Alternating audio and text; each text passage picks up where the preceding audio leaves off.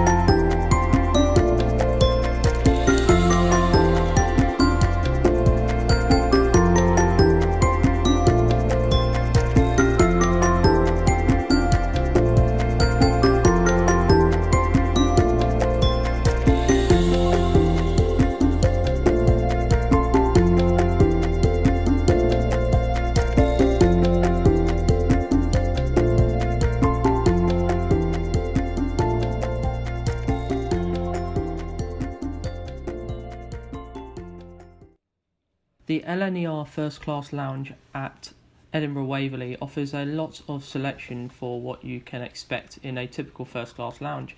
Here are a selection of the coffees you can get from the dedicated coffee machine. In this next shot you can see the selection of snacks you can get from the free selection, some crisps, as well as a nice selection of biscuits and tasty treats you can take to your table with you, just to relax for a few hours before your train journey.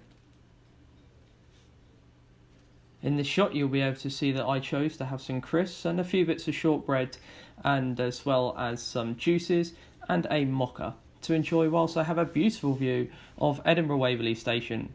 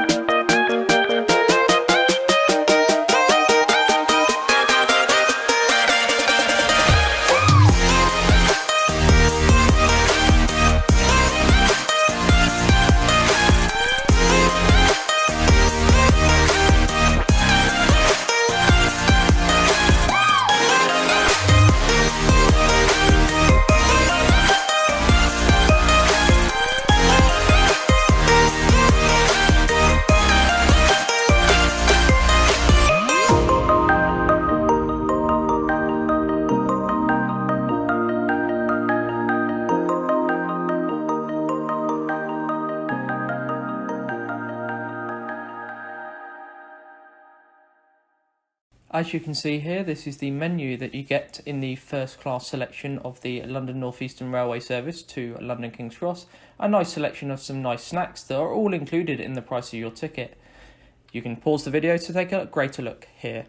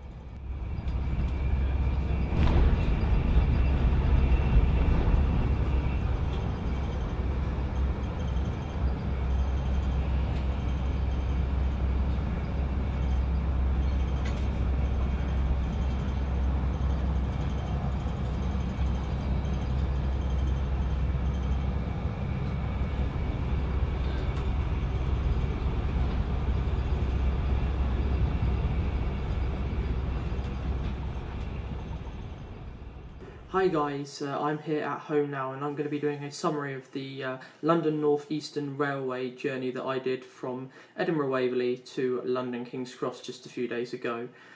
So essentially that journey was a really good journey, exactly how I had it last time. In fact, I had exactly the same meal as I had last time.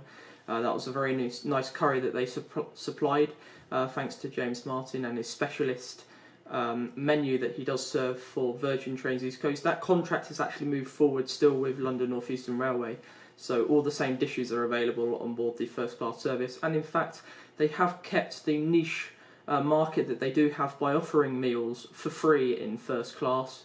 It comes along with the price of the ticket.